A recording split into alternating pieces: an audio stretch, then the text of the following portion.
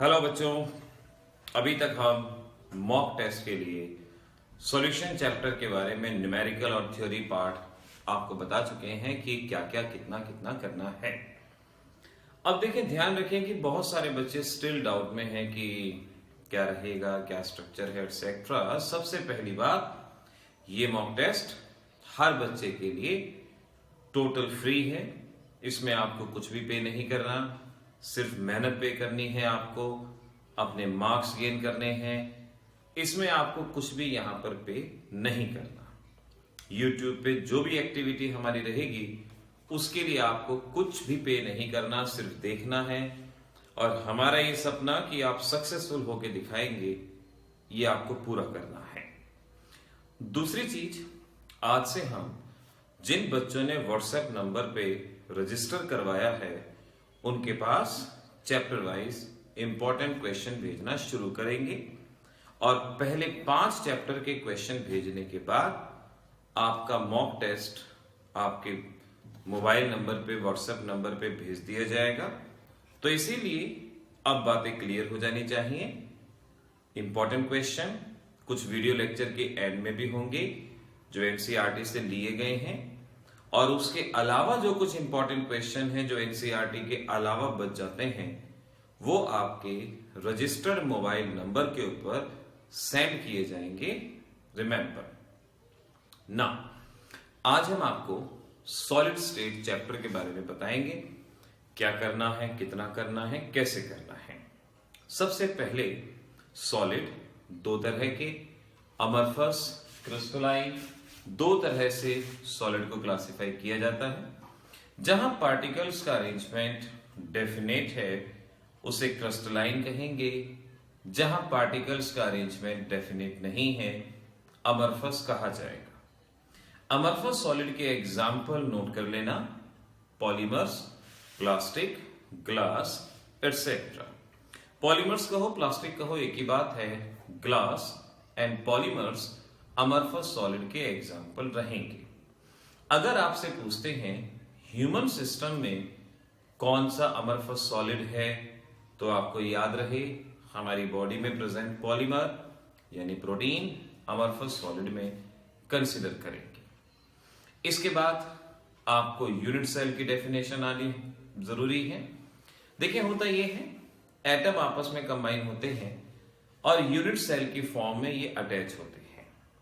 जैसे एक बहुत बड़ी सी दीवार आपके पास है, वो दीवार एक 3 डायमेंशनल स्ट्रक्चर है जिसे हम स्पेस लैटिस कहेंगे। और वो जिन चीजों से मिलके बनी है, ईंट से मिलके बनी है, ब्रिक से मिलके बनी है, उन ईंट को यूनिट सेल कहा जाएगा।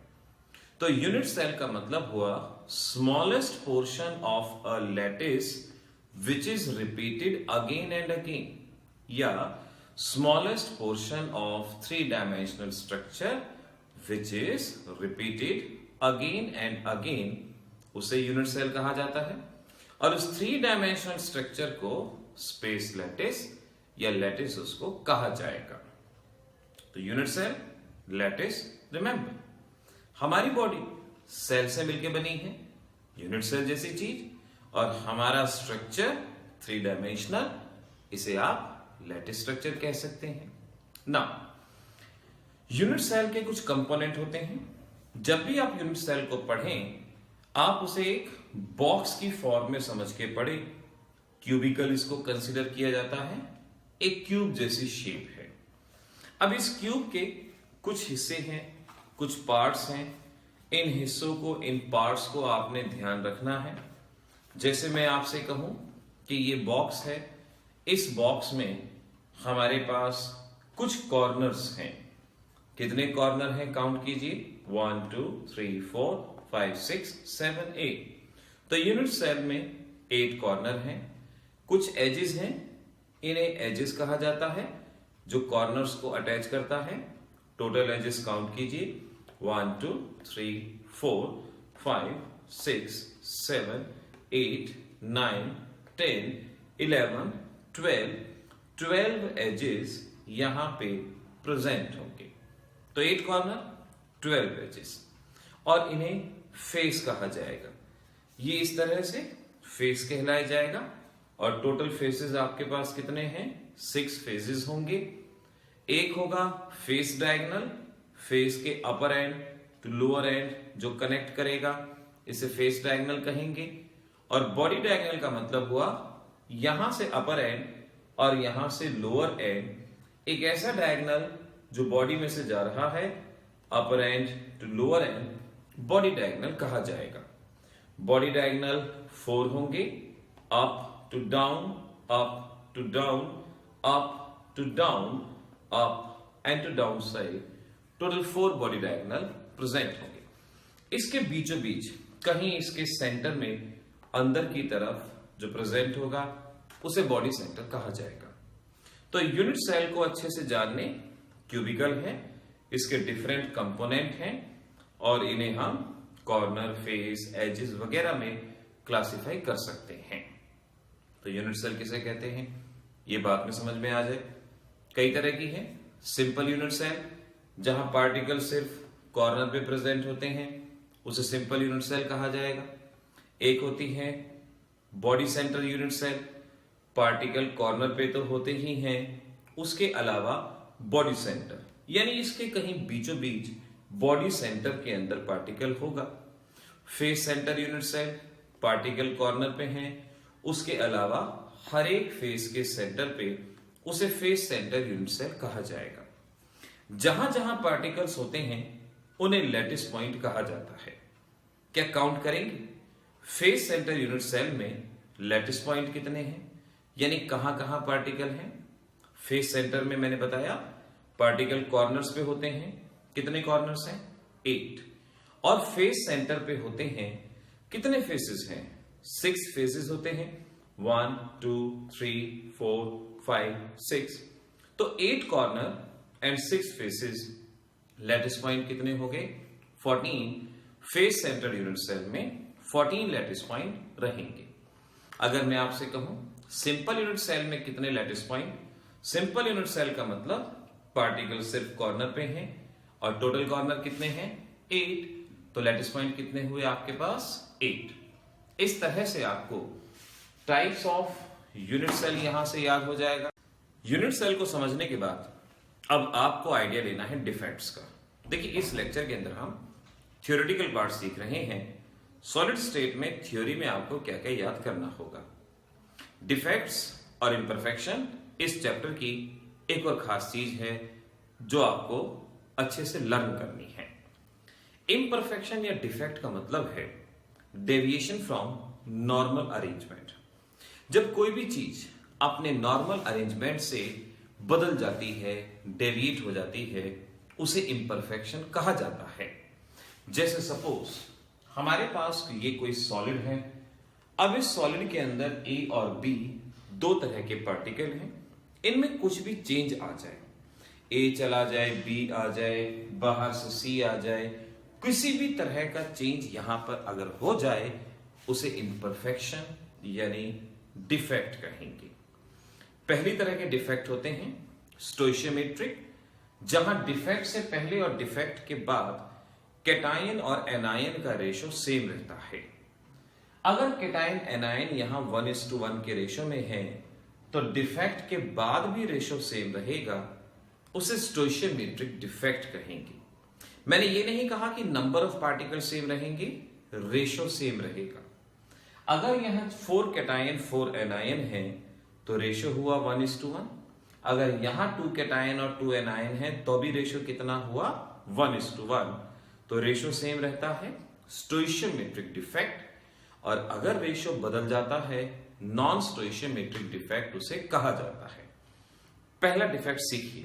पहले डिफेक्ट को हम शॉर्टकी डिफेक्ट के नाम से पहचानते हैं। शॉर्टकी डिफेक्ट का मीनिंग हुआ जब equal number of cation anion remove हो जाए। सपोज यहां से बी नेगेटिव चला जाए, ए पॉजिटिव चला जाए, जितने कैटायन है उतने ही एनायन बाहर चले जाएं, इसे शॉर्टकी डिफेक्ट कहा जाएगा।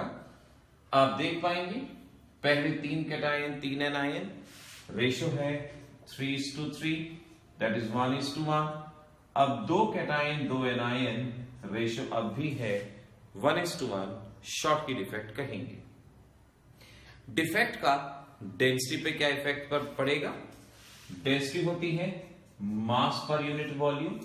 हमने देखा जब ये डिफेक्ट हुआ, पार्टिकल चले गए, मास डिक्रीज हो गया, मास डिक्रीज होगा तो डेंसिटी डिक्रीज होगी, शॉर्ट की डिफेक्ट में डेंसिटी डिक्रीज होगी। दूसरे टाइप का डिफेक्ट है जिसे फ्रैंकल डिफेक्ट कहा जाता है। अब फ्रैंकल डिफेक्ट में ये होगा, एक कैटायन अपना प्लेस छोड़ के इस वेकेंट स्पेस में आ जाएगा। इस वेकेंट स्पेस को होल कहा जाता है, इंटरस्टिशियल साइट कहा जाता है, वॉइड कहा जाता है। तीन नाम, होल, इंटरस्टिशियल साइट और वॉइड।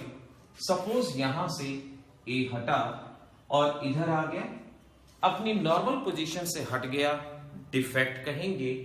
रेशो जितना पहले था उतना ही अब रहेगा। इसे हम फ्रैंकल डिफेक्ट के नाम से पहचानते हैं। पहला शॉर्ट की और ये फ्रैंकल डिफेक्ट। रिमेंबर, डेंसिटी पे क्या इफेक्ट होगा? कुछ भी नहीं, जितने पार्टिकल पहले थे उतने ही पार्टिकल अब हैं, मास सेम रहेगा, वॉल्यूम सेम रहेगा, डेंसिटी पे इफेक्ट नहीं होगा। तो शॉर्ट की डिफेक्ट में डेंसिटी डिक्रीज होती है, फ्रैंकल डिफेक्ट में डेंसिटी सेम रहती है, आइडेंटिकल रहती है। इस तरह से हम शॉर्ट की फ्रैंकल ध्यान रखें। तीसरे होते हैं इंप्योरिटी डिफेक्ट। इंप्योरिटी डिफेक्ट का मतलब आप बाहर से कोई तीसरा एलिमेंट यहां पे ऐड कर देंगे। आप कई तरह से कर सकते हैं, या तो यहां का कैटायन हटाएं, कोई और कैटायन डालें। सपोज आपने A पॉजिटिव बाहर निकाला और इसकी जगह पे C+2 ऐड कर दिया। नाउ A पॉजिटिव बाहर चला गया और इसकी जगह पे क्या आ गया? C+2। तो इंप्योरिटी डिफेक्ट इसको कहा जाएगा। अब ध्यान से, जब जब डिफेक्ट होता है, चार्ज लेकिन बैलेंस रहता है, चार्ज सेम रहता है। अब आप देखिए, पहले 3 कैटायन थे, +3 चार्ज था, 3 एनायन थे, -3 चार्ज था। अब कैटायन तो 3 है, लेकिन चार्ज कितना है? +4, +2, +1, +1। और एनायन कितने हैं? 3, चार्ज कितना? -3। चार्ज सेम रहना चाहिए, चार्ज सेम नहीं है, तो चार्ज को बैलेंस करने के लिए एक और कैटायन यहां से बाहर चला जाएगा। कैटायन बाहर जाएगा, चार्ज बैलेंस हो गया, +2, +1 और -3। इस तरह से हम इसे इंप्योरिटी डिफेक्ट कहेंगे। क्योंकि यहां पर कैटायन बाहर चला गया, एक होल बच गया, इसे भी होल कहा जाता है। और ये पॉजिटिव होल इलेक्ट्रिसिटी कंडक्शन के लिए रिस्पॉन्सिबल होते हैं। इन्हें पी टाइप ऑफ सेमीकंडक्टर के नाम से पहचानते हैं। तो पी टाइप ऑफ सेमीकंडक्टर क्या हुए? जहां conduction of electricity positive hole की वजह से होती है, पी टाइप ऑफ सेमीकंडक्टर कहा जाएगा। डेंसिटी पे क्या इफेक्ट पड़ेगा? पार्टिकल चला गया तो डेंसिटी चेंज हो जाएगी, डिक्रीज हो जाएगी। अगर आने वाला पार्टिकल बहुत हैवी होगा तो डेंसिटी बढ़ भी सकती है, और आने वाला पार्टिकल अगर आइडेंटिकल सा होगा, थोड़ा बहुत फर्क होगा, तो जनरली हम कहते हैं पार्टिकल घट गए, डेंसिटी डिक्रीज होगी। इस तरह से हमें मेनली 3 तरह के डिफेक्ट्स को जानना है, जो मैंने आपको डिफेक्ट बताए। उन डिफेक्ट्स को और अच्छे से पढ़ने की कोशिश कीजिए। टेक्स्ट बुक में जितना पढ़ेंगे उतना बेटर रहेगा। अगर आपने इन बातों को समझ लिया है, अब आपको अपनी बुक में से समझना भी आसान हो जाएगा। इसके बाद लास्ट चीज जो आपको इसमें आनी चाहिए, मैग्नेटिज्म। डायमैग्नेटिक सब्सटेंस जो मैग्नेटिक फील्ड की तरफ अट्रैक्ट नहीं होते, उनके पास अनपेयर्ड इलेक्ट्रॉन नहीं होता। पैरामैग्नेटिक जो मैग्नेटिक फील्ड की तरफ अट्रैक्ट होते हैं, मैग्नेटिज्म शो करते हैं। जैसे किसी मैग्नेट को ब्लेड के साथ लगाओ तो ब्लेड भी मैग्नेट की तरह बिहेव करने लगता है। तो ऐसा सब्सटेंस जो मैग्नेट की तरह बिहेव करना शुरू कर दे, उसे हम पैरामैग्नेटिक कहते हैं। फेरोमैग्नेटिक जो लार्ज मैग्नेटिज्म शो करता है, जिसमें बहुत ज्यादा अनपेयर्ड इलेक्ट्रॉन होते हैं, उन्हें फेरोमैग्नेटिक सब्सटेंस कहा जाता है। जिस सब्सटेंस की मैग्नेट बनती है, फेरोमैग्नेटिक कहा जाएगा। एक होते हैं एंटी फेरोमैग्नेटिक, यानी जिनसे उम्मीद की जाती है कि वो मैग्नेटिज्म शो करेंगे बट एक्चुअल में वो मैग्नेटिज्म शो नहीं करते, तो उन्हें हम एंटी फेरोमैग्नेटिक कहते हैं।